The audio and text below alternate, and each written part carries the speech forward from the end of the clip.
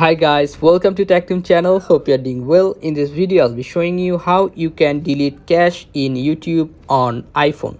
So let's go to settings first, then scroll down and you'll find general option. Go to general, then scroll down and you'll find iPhone storage. Click on this.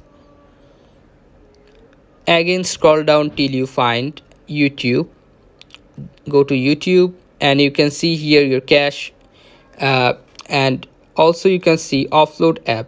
If you click on offload app and if you confirm it, your all cache, YouTube cache, will be deleted. And you can see here reinstall YouTube instead of offload app option.